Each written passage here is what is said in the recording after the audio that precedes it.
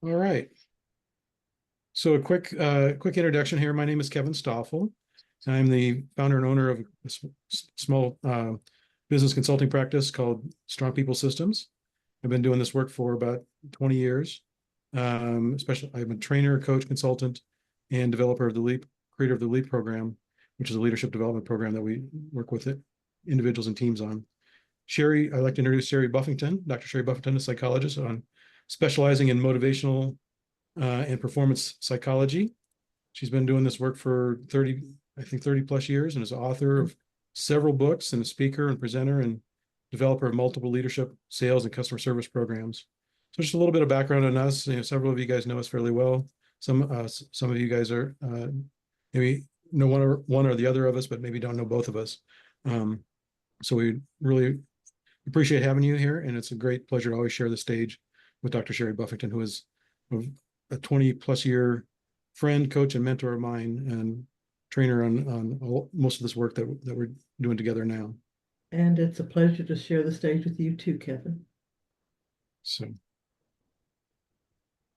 just we cover these first few slides every time, just so the people that are first timers know a little bit about the foundation of what this program is about. And we call it the ABCs, and ABC stands for awareness, better choices, and caring. If we have those three elements in our leadership, it's the starter foundation of leading ourselves well. And so that's really we consider this to be the foundational building blocks for emotional intelligence and leadership development. Sherry, you want to talk to this slide this time? This is a diagram that I created. I call this the ACE effect because in the years I've worked with businesses and individuals, there's one thing I am able to share with them, and only one thing, and that's awareness. And everything is about awareness. So if we look at life and everything that happens in life, what we discover is that as our awareness expands, awareness of opportunities and choices, we can make better choices. So we have from awareness to choice, and choice to the energy flow. And energy flows based on the choices we make. So this diagram looks at, you start with awareness. Awareness allows you to recognize that there are choices to be made and to make a choice. And that choice can be to choose the right thing or the wrong thing. So we always have a choice between the right or the wrong thing. If we choose the right thing and we do that, so if you go on down that chart and you look at do and there's a plus there, or don't do, there's a minus there. If you know the right thing to do and you don't do it, the effect is negative. If you know the right thing to do and you do it, the effect is positive. The same thing is if you know that this is the wrong thing to do and you don't do it, the effect is positive. If you do the wrong thing in spite of knowing it's the wrong thing, the effect is negative. And so the way energy flows toward positive or negative outcomes depends very much on the choices we make. And so everything begins with awareness, and the greater the awareness, the better the choices. And if we're taking the reason we have the C, the caring part, if you take a caring approach, then we always choose the right thing to do. And so that your effect is going to be more of what you want it to be. So what we're doing and what the only thing we can do is expand your awareness. Then it's up to you to make the choices. Yeah. The caring approach is, oftentimes we think about caring for other people, but caring is also very important to care for ourselves as well. To make our own needs as important as the needs of others. Because if we don't take care of ourselves, we don't have any energy left to give to other people. So caring goes, is self-care as well as caring for others. Yes. Awesome. So emotional intelligence is the ability to effectively recognize, understand, and manage your own emotions, and to recognize, understand, and effectively influence the emotions of others. The better we can become at doing that, the better the relationships that we have, the better teamwork that we have, the better outcomes that we achieve. And Plato, said years ago, above all self, know thyself, or above all else, know thyself. So it's really, emotional intelligence really boils down to authentic self-awareness, awareness of and motivators and needs, communication styles of others, is essential to developing a high level of emotional intelligence.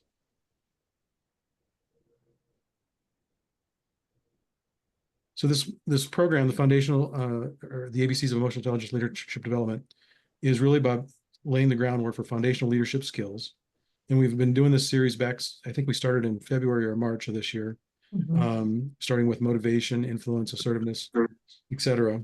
And those recordings from those sessions are out available on YouTube.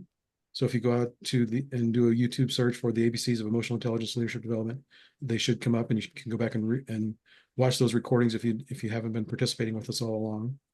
But today we're going to focus on the topic of self-leadership, because all leadership starts with ourselves.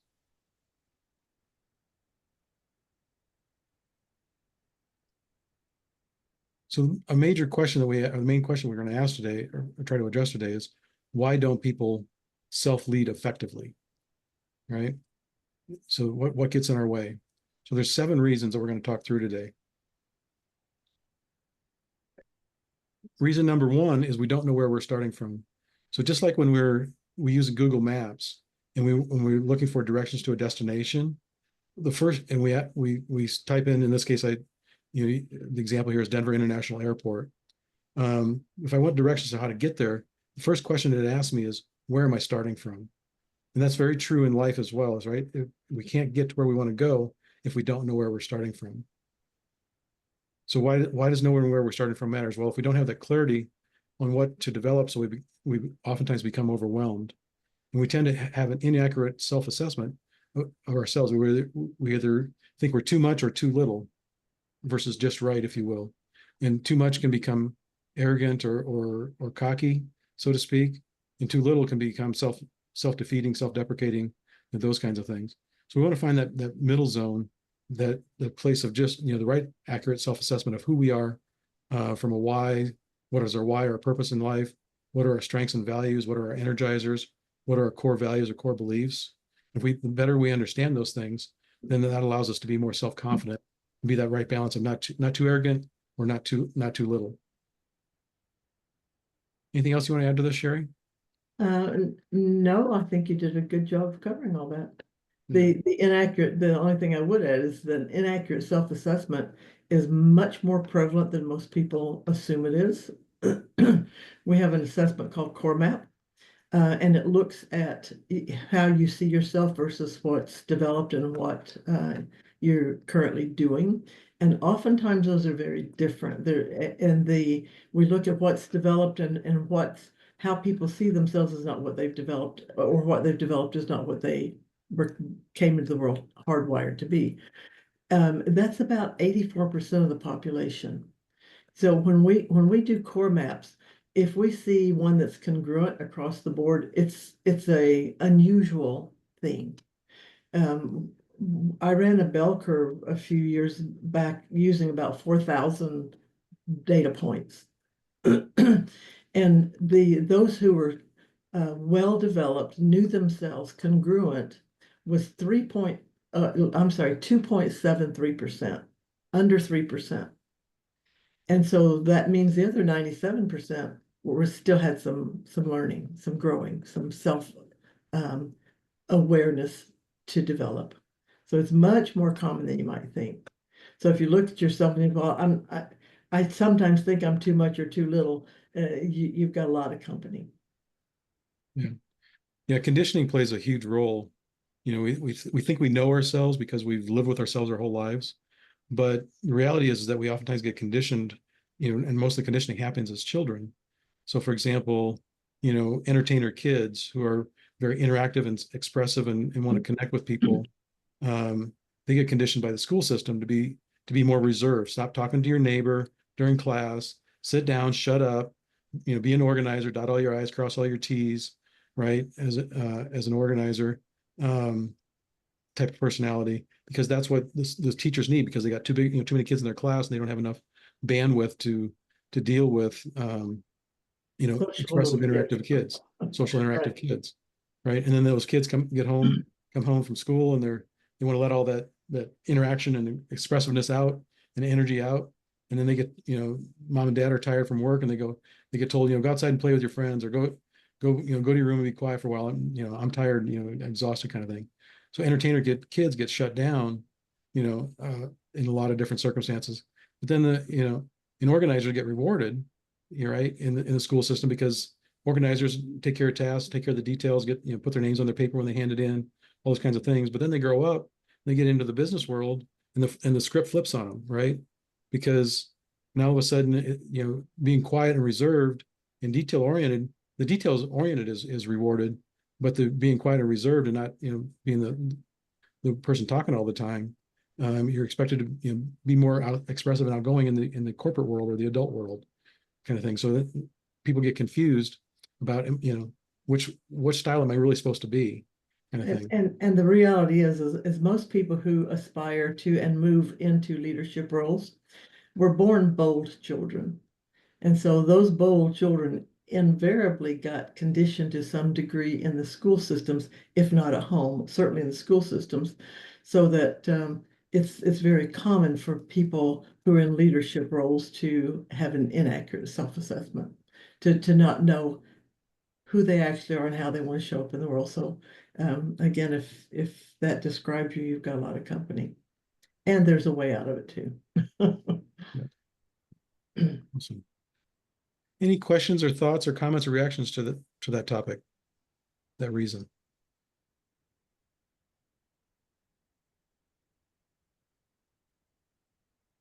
No? All right. Reason number 2 that people don't self-lead well.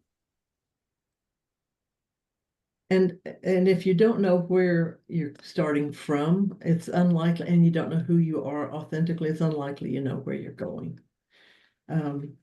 So there's an old saying that if you don't know where you're going, any road will do.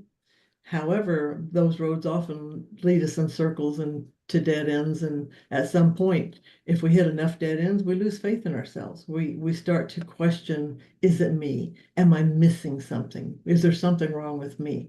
And I know years ago when I was searching, because I was one of those bold children that got conditioned away from boldness, and I didn't know who I was until I was in my early 30s. And so I did a lot of years in my 20s searching.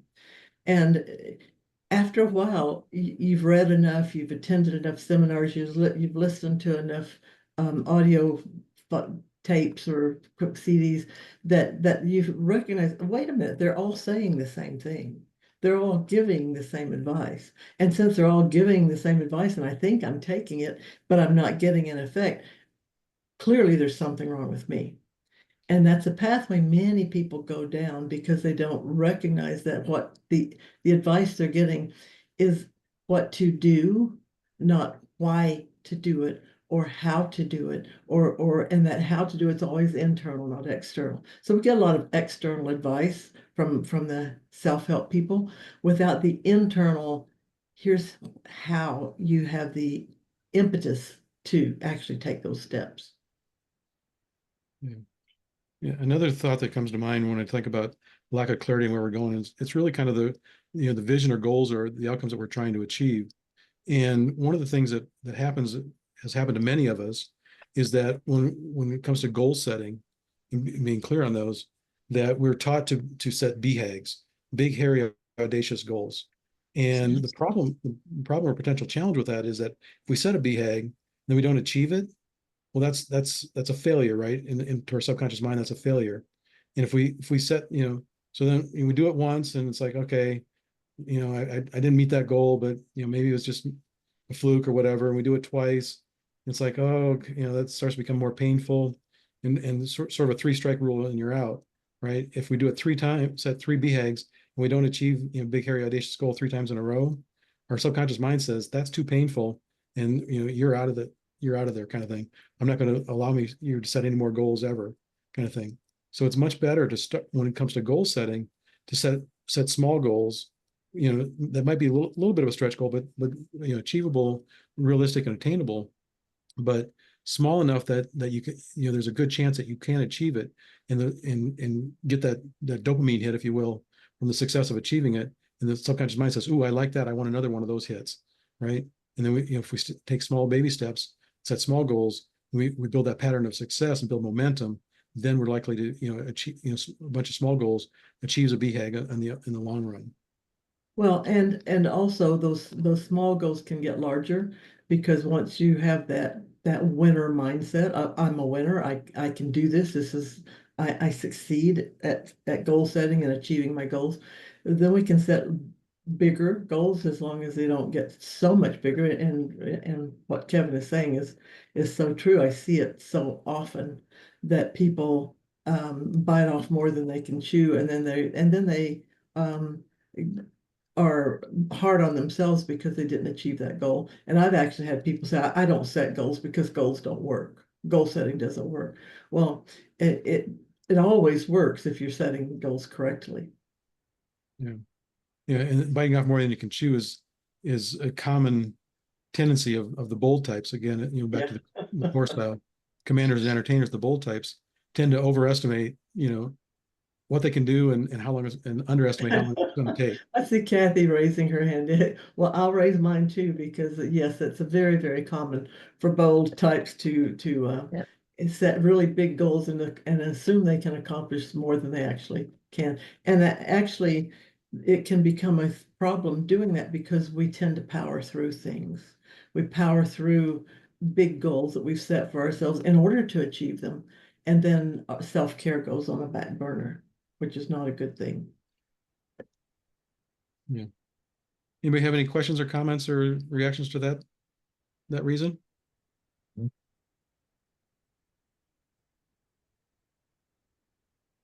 Don't be shy, guys. We're all friends here. All right. Moving on to reason number 3. Number 3 is we lack courage. So courage is grounded in our faith in our ability to succeed. So it ties into the clarity on the goal setting that we just talked about as well, right? So if we set big goals and we don't succeed, then it destroys our faith, and then that impacts our courage. And when we lack courage, we end up making fear-based, or when we fail, we end up making fear-based decisions. And we are afraid to take action going forward. So we end up stuck, afraid to make those big decisions. And fear-based decisions are always smaller than what you could actually accomplish. And they're also always looking at what could go wrong. And so we tend to be focused on the wrong end of the spectrum. The subconscious mind leads us to whatever we're focused on. And if we're focused on things going wrong, things are going to go wrong. And so fear-based decisions are typically focused in the wrong direction, not in the potential or opportunity direction, but in the avoiding pain direction.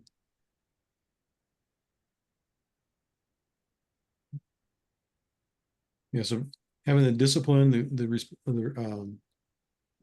discipline, courageous, responsible actions is key to having courage. And courage is not lack of fear, it's moving forward in the face of fear. Yeah, and that goes back to setting small goals and taking small steps, if you will. It's easier to have courage in the face of fear if the fear is relatively small versus if it's relatively big. All right. Sure, you want to talk to this one? So a resistant attitude, if we lack trust in ourselves and others, we're going to think along the lines again of limitations. If I don't trust me and I don't trust other people, I'm not going to bring other people into an outcome to help me achieve goals. And I'm not even going to step out there boldly myself if I don't trust myself. So we become closed to possibilities. Again, we're looking at what could go wrong, not what could go right. We discount our own abilities. If we're lacking trust in ourselves, the things we're capable of doing, we discount it. And I equate that to a 1,000-piece puzzle. So if we have a 1,000-piece puzzle and we spent time and energy putting that puzzle together and we get to the end and there's one piece missing, what we do is we focus on that one missing piece. We miss the beauty of the other 999 pieces and focus on that one. And unfortunately, we know all of our own mistakes. We're able to see all the mistakes. We can't see other people's mistakes so readily, but we can see ours. And our mistakes become like that missing piece of the puzzle. We become hyper focused on it. And so when we hyper focus on the mistakes we've made, we lose sight of all the benefits and all the power and strengths that we have that we bring to the table. Um, if we're discounting our abilities, we're not taking action because we assume things will go wrong. And then we don't expect good outcomes. So that essentially shuts us down. Yeah. You know, one of the reasons I think about this, why we develop a resistant attitude, is oftentimes we end up having either setting goals or having goals set for us that are not in alignment with who we are authentically. So back to understanding where we're starting from, having a clear vision of where we're going, and setting those goals. Those two things have to be in alignment, right? And if we have goals that get set for us by a boss or a parent or something like that, and they're not in alignment with who we are and what energizes us and what motivates us, you know, then we create resistance, you know, to achieving that goal, because it's like it just it drains our energy to pursue that, right? And And when leaders aren't looking at um, energizers and things that bring people joy and that actually motivate and energize them, they're going to get resistance from employees.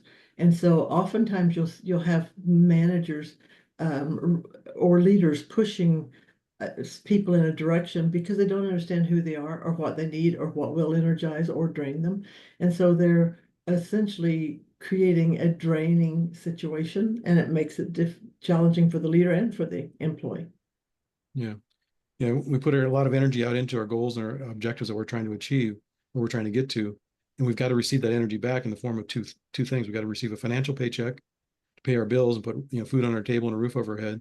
We also have to receive an emotional paycheck, right? And if our goals are not in alignment with who we are, we don't get that emotional paycheck back. And then pretty soon a job just becomes just a job or just a paycheck. And that leads to frustration and exhaustion and burnout because we're not getting our emotional batteries recharged to have energy to get up and go do it again the next day and the day after that and the day after that kind of thing. So it's the emotional paycheck is just as important as the financial paycheck. And if we have resistance, you know, because those goals are not in alignment with our authentic self, then we don't get that emotional paycheck back. Can I say something about resistance too? Yes. When we are hitting at resistance, and there were so many thoughts that came up, but we were just talking about that emotional paycheck. One of the things that I find that with resistance is that we don't have, if it's taking some actions that we're afraid to take and all of that, we don't have any set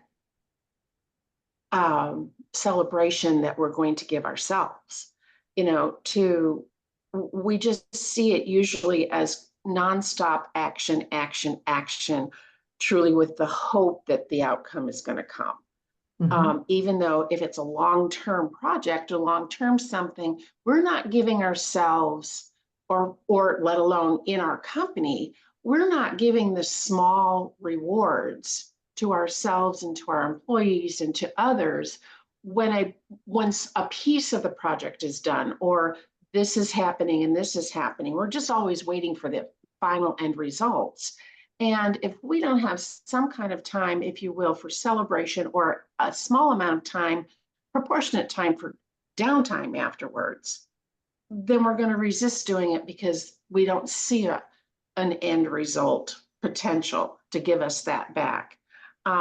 And again, I think we were talking too about some of the resistance comes from that we are biting off more than we can chew at the time, instead of breaking it down to even to smaller steps. For those of us that are entertainers, that are, you know, we like to get a little something else because that organizational piece in our mind is not as strong as the joyful, fun looking at things. So when I think about resistance and a resistant attitudes, we don't see that the results are even closer. We don't realize that just taking action is actually part of the solution instead of bringing that in. So those are just some of my thoughts. And that's a great point, Kathy, because it happens so frequently. Again, we start powering through and we're looking at the end goal.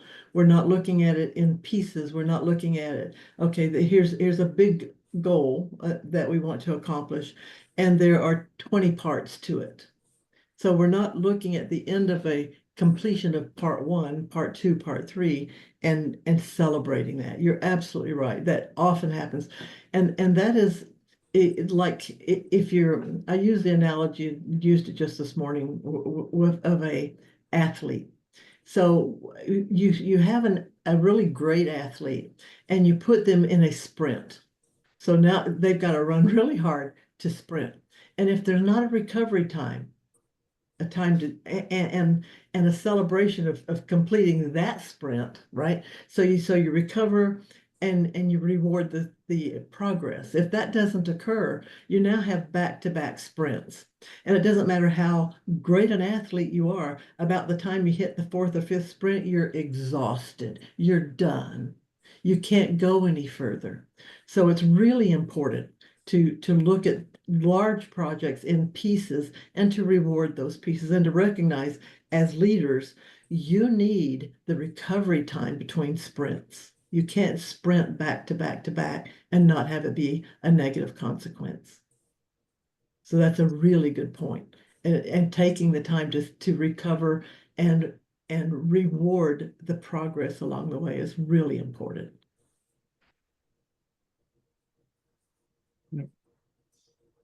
All right. Reason number 5. Reason number 5 is we lack trust or confidence in ourselves. So, this little picture here, the not good enough. I'm the worst. I'm going to fail.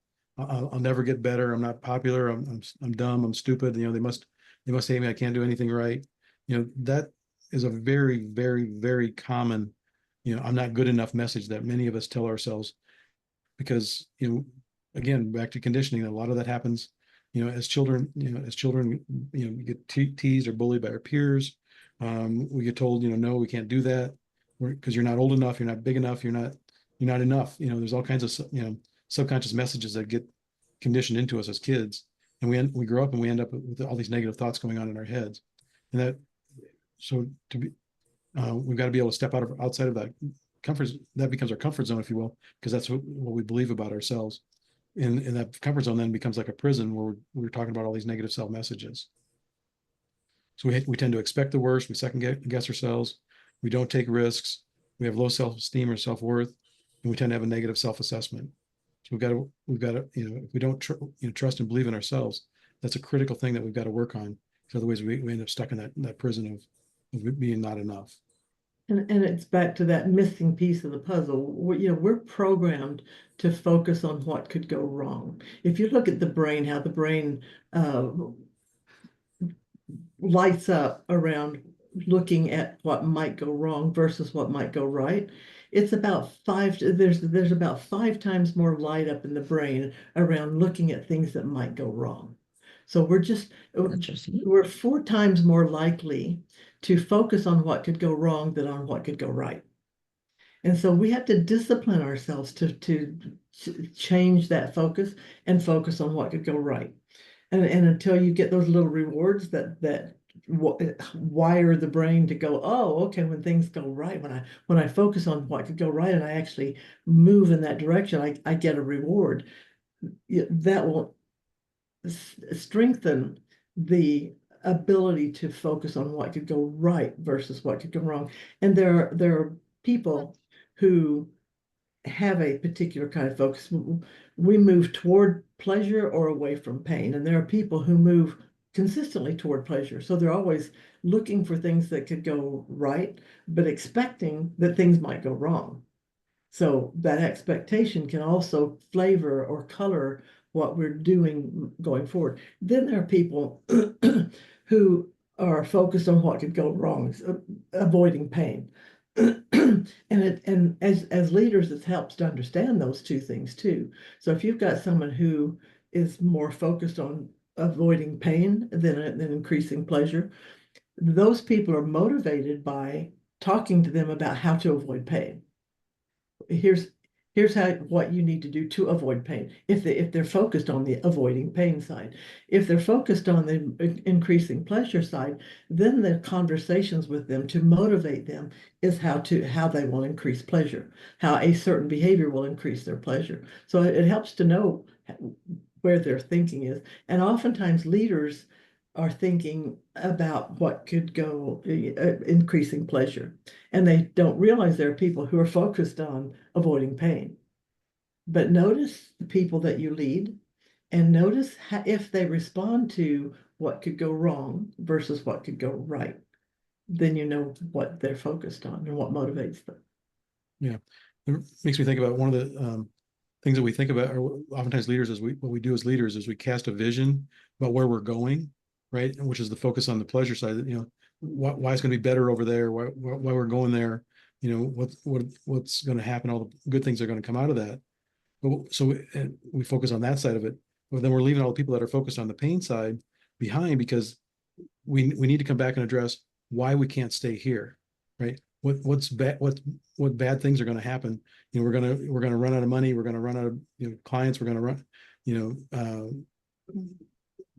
run out of opportunities if we don't change the way we're doing business, or, you know, because there's always a reason why we can't stay here. That's part of the reason for change. It's not only where we're going, but it's why we can't stay where we're at. Right. Thoughts, discussion? I'm just taking some good notes because that's really brilliant, I think. You know, I was thinking about one of my clients, Sherry, you and I were talking about today, and their growth pattern. And they've done a couple of things, like they brought in a Scrum Master who's taken that big project and broken it down into 3-week sprints. So they solve something in 3 weeks, they get rewarded, and then they go bite off that next little chunk.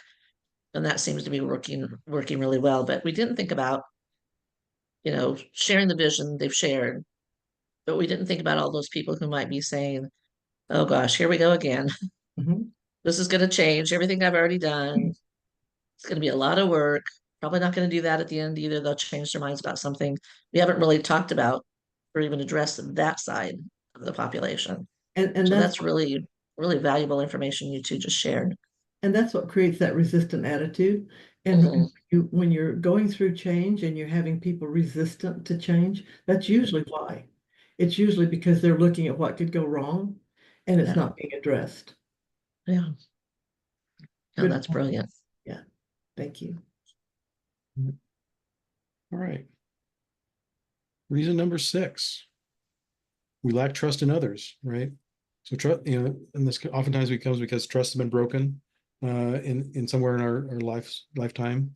You know, one of the major ones, you know, the last, you know, 30 or 40, 50 years has been, you know, divorces, right? Kids growing up in divorced, you know, households. So if we can't trust mom or dad to stay in the house and stay together and be fully present, how can we trust other people, you know, as adults, right? So that's oftentimes where our trust gets broken early on.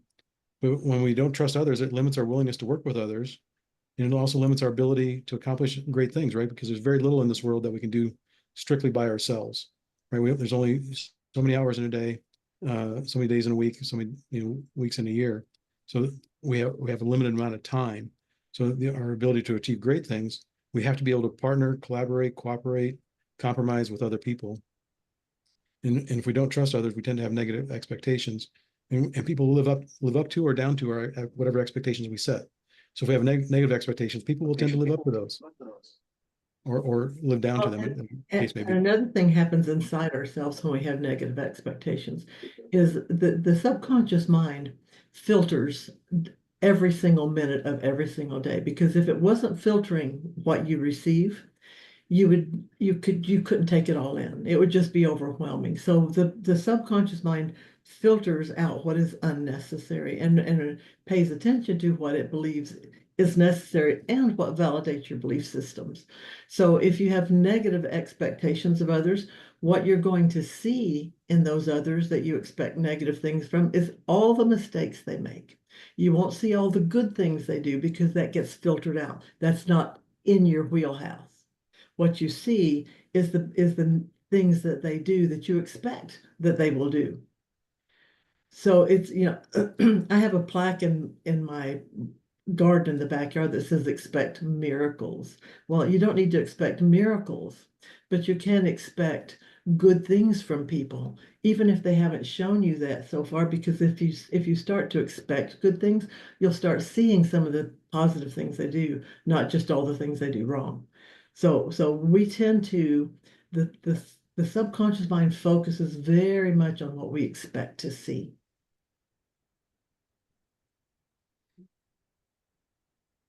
All right. Reason number 7, lack of trust in something larger than themselves. So, as the great philosopher Yoda said, believe in the force you must, right? So what is the force? So it can be a lot of things to different people, or different things to different people. So it can be a strong support system. So it can be a strong family support system, a strong team support system, a strong community support system. Some support system, or some support group that we can tap into when challenges come our way. It's believing in the goodness of people in general. Again, kind of back to expecting good things versus believing in bad things or expecting bad things.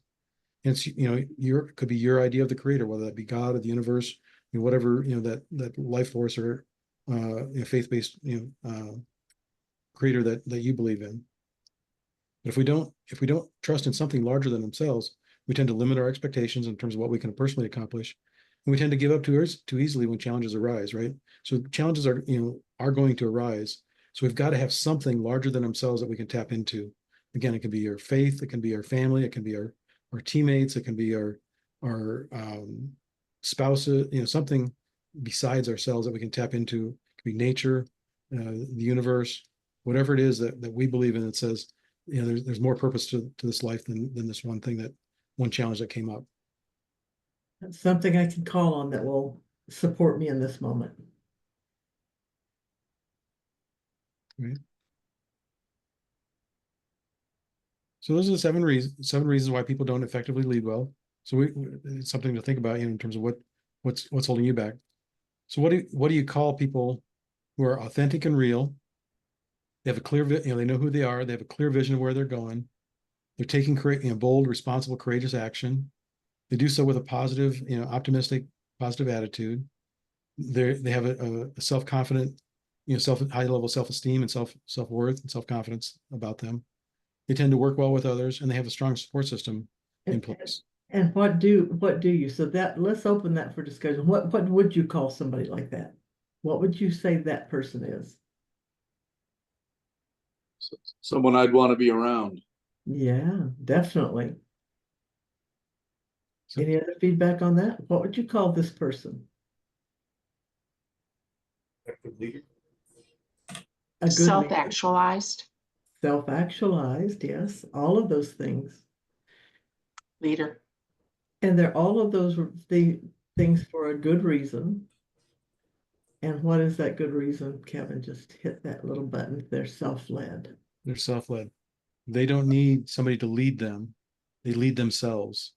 And and as I think Robert said, somebody you want to be around. It's somebody you'd want to follow, right?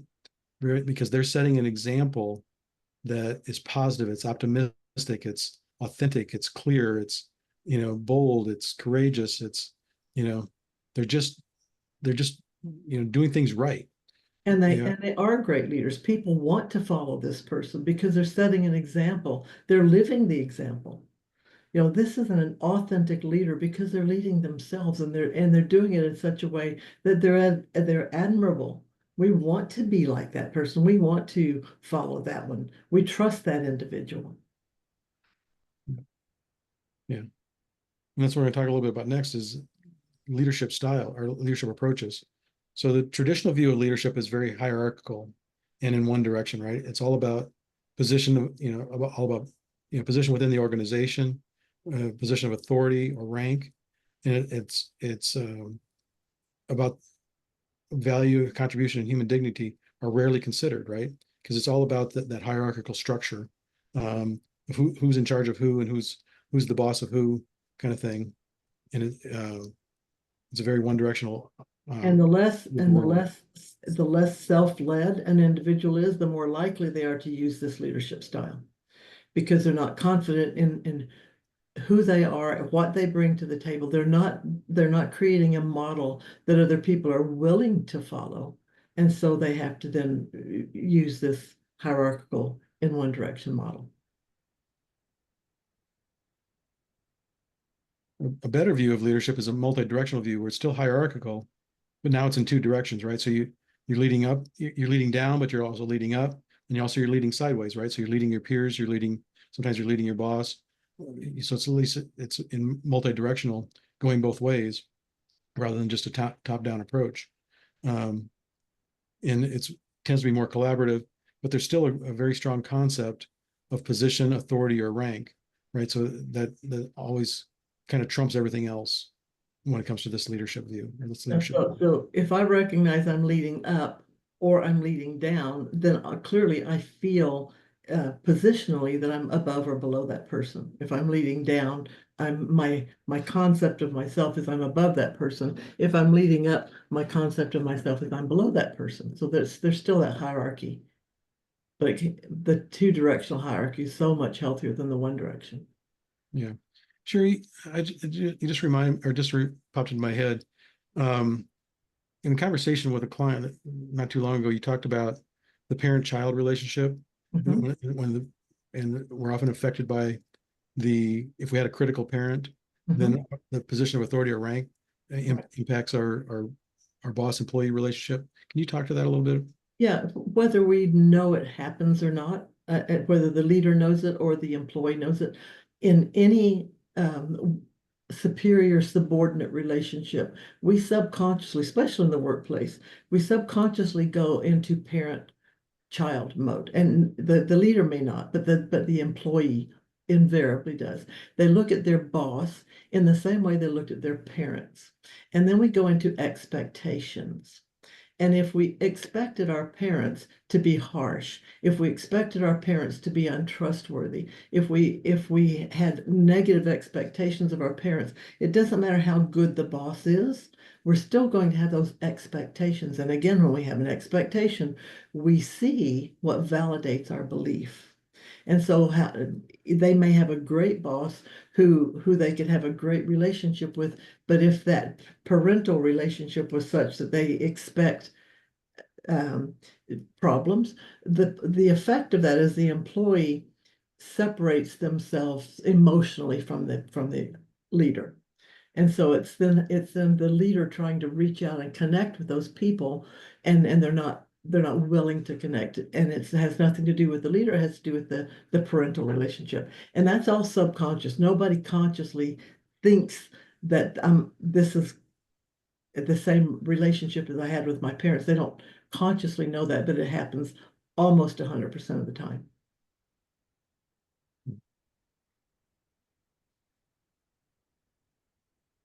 So a better view of leadership is self-leadership, which is more of a collaborative view, where there is no hierarchy, but it's more about a sense of equality.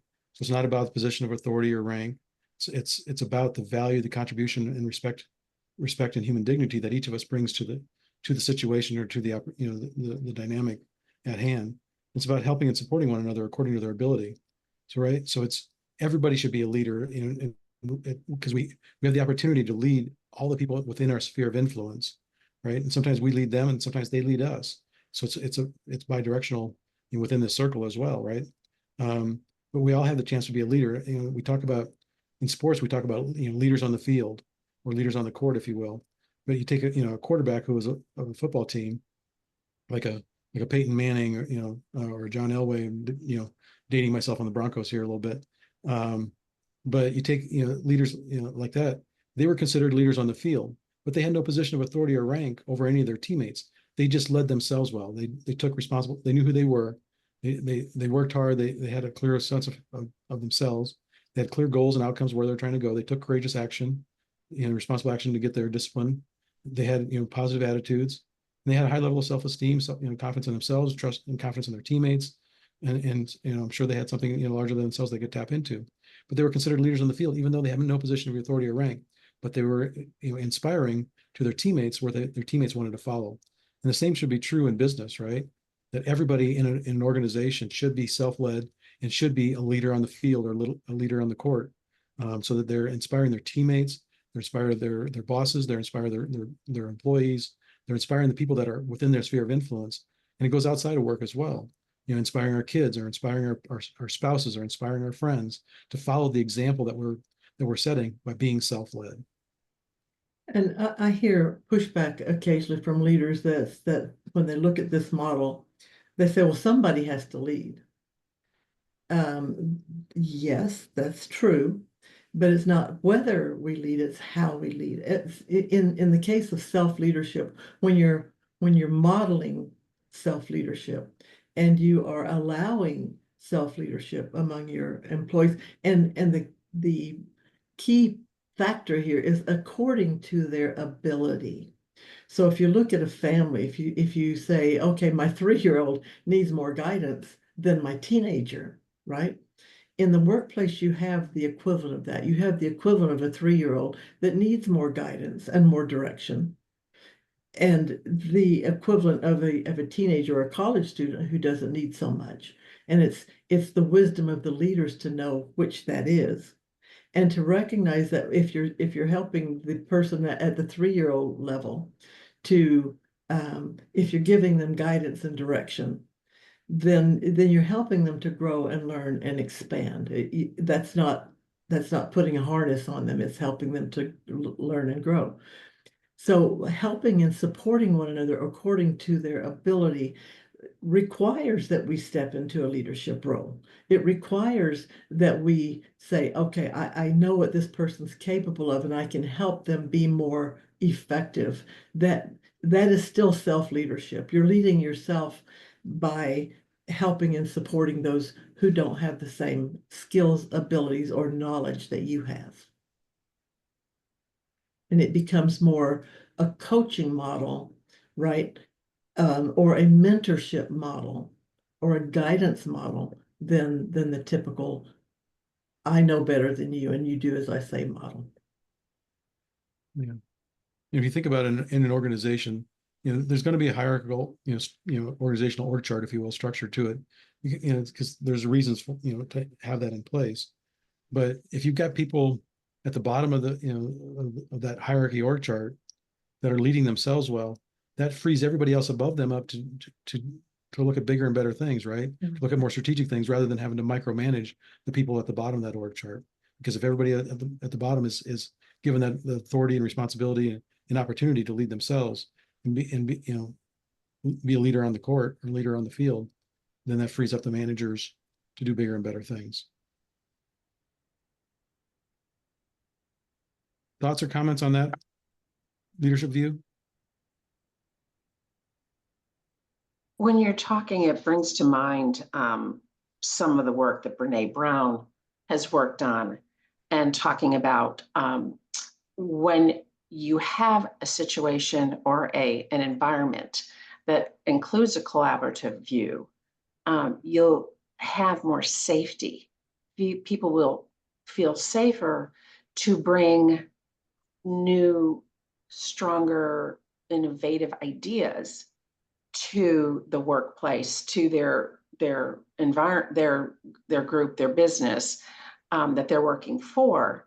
And in that safe space, the ingenuity grows and the company grows because it's safe and they're not being put down for having ideas, or thinking outside the box. When I think about customer service departments these days and all of what they're allowed to say or do, even though it's right or wrong or not, that limitedness that they put on customer service, it creates less trust of the entire company because they're limited in being able to be self-actualized themselves. And that can be cured by just better training, better communication. Yeah, and you're right. You know, when you look at departments within organizations, and sometimes there are departments where the rules are constraining. There's a constraint based on rules, and the rules are necessary, especially in something like customer service, because you're the face of the company, right? Um, and yeah, those are situations where looking at and teaching self-leadership is really valuable in situations like that. It's valuable, but if the companies I'm not finding are valuing that, because they're given a script, if you go off the script, even though it's a normal question that would need this kind of a response, if it's not this kind of a response, they're not allowed to. And then there's nothing but frustration. And really and truly, I know someone who has worked in this situation. And the question was just like, of course I'm going to answer this question, but she wasn't allowed to, and had to go by the strictness of this. And at one time, they even just said, I get that. I understand what you're telling me. They got dinged for it because it wasn't in the script. And if that's the way we're going to be treating our face of our company, it's going to happen. And that's that one-way hierarchy. That's that you do as I say, whether you find it frustrating or stupid or untenable, whatever it is, you do as I say. That's that one way. That's an unhealthy leadership model. And in that model, you are absolutely going to have frustrated people. And frustrated people don't do a good job. So, you know, it's a self-perpetuating problem that is being created by the structure itself. Yeah. All right, so we're running a few minutes behind here. We're a few minutes over. You sure you want to talk to this slide a little bit? This is just a check mark, essentially, of self-leadership. So what is it about? Authentic self-awareness. When you're looking at yourself authentically, a way to discover whether you're functioning authentically or not is what you're doing energizing you or draining you. If it's energizing you, you're on track. If it's draining you, you're off. And you want to also identify your core values. So your energizers and drainers and your values are different. Values, so for example, family is a high value for me. Kindness is a high value for me. And so the way I use my energies, my natural energies, is going to feed those values. A clear vision, identifying your goals and the gaps that need to be filled and creating a plan to fill those gaps.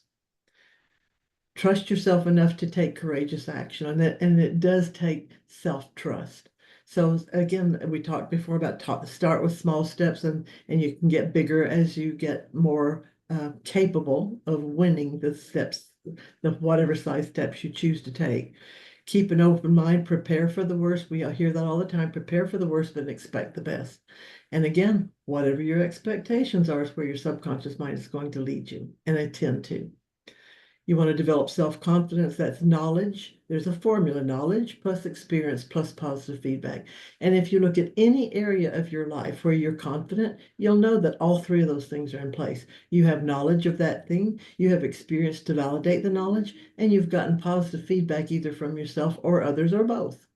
So positive feedback happens when we have enough knowledge and enough experience to say to ourselves, I'm good at this. I can really do this. That's positive feedback. Anything where you lack confidence, look at the formula. What's missing?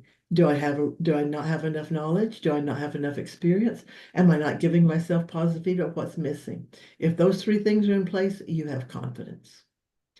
So learn to trust others, because without discernment, we're going to get into situations that create problems.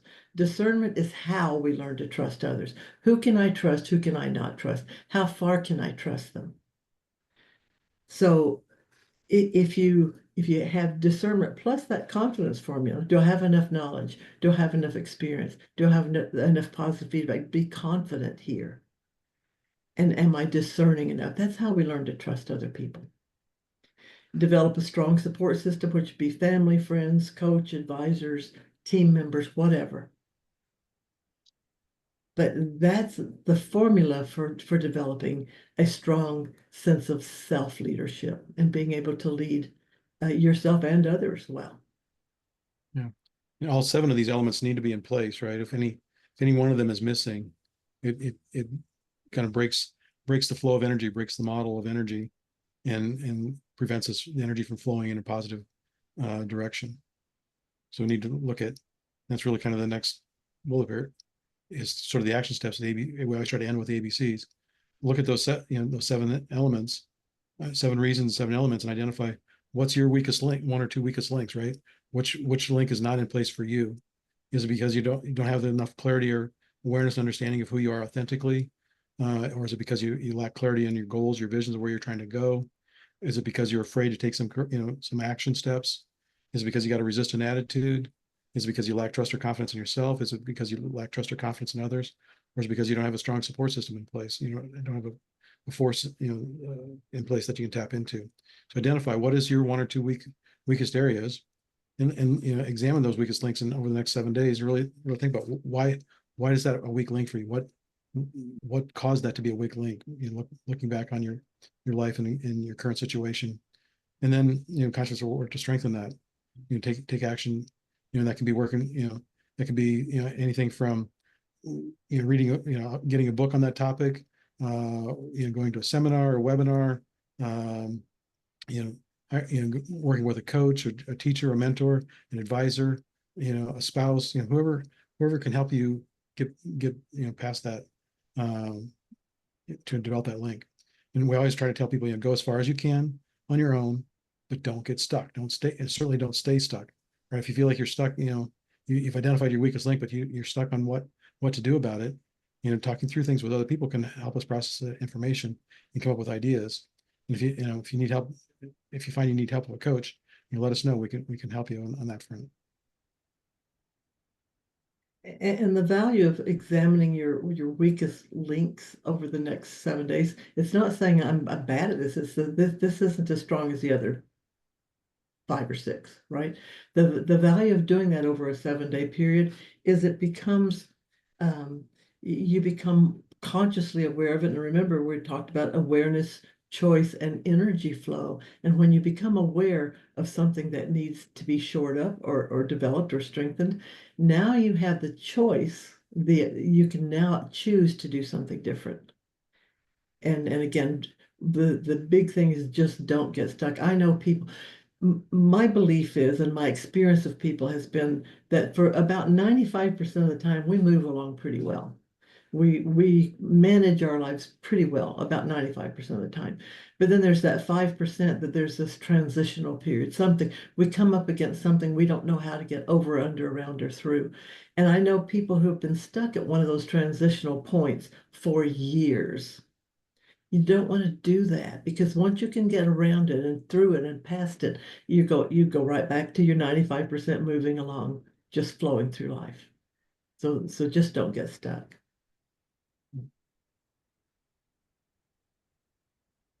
Final questions or thoughts for anybody? Excellent learning today. Thank you, Catherine. It's like even when you do this for a living, you still learn so much, when listening to you too. So thank you. And thank you for that comment. I appreciate it.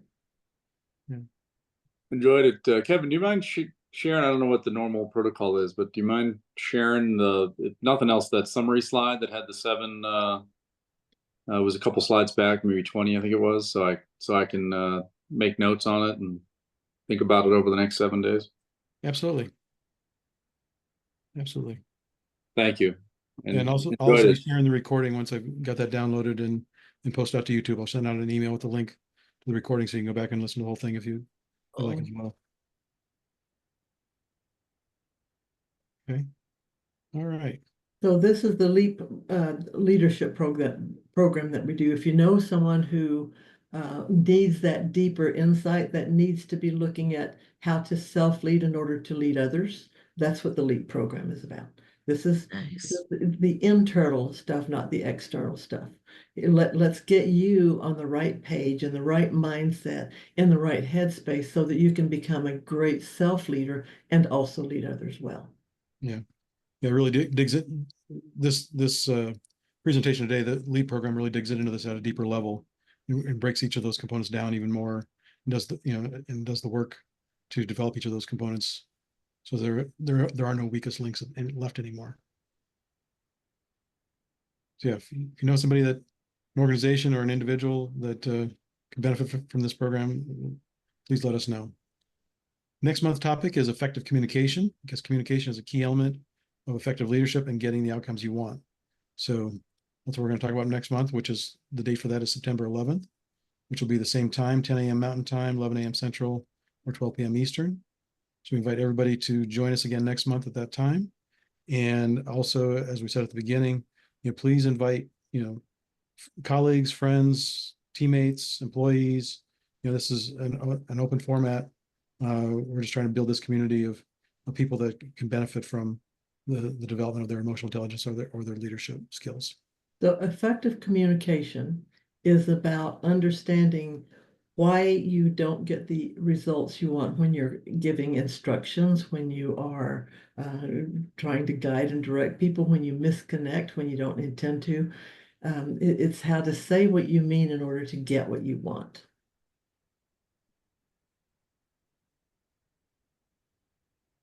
All right. That's some good stuff. And thank you all for joining us, and thank you for hanging around an extra 10 minutes. We really appreciate your participation and your being here. Thank you, Sherry and Kevin. Thank you.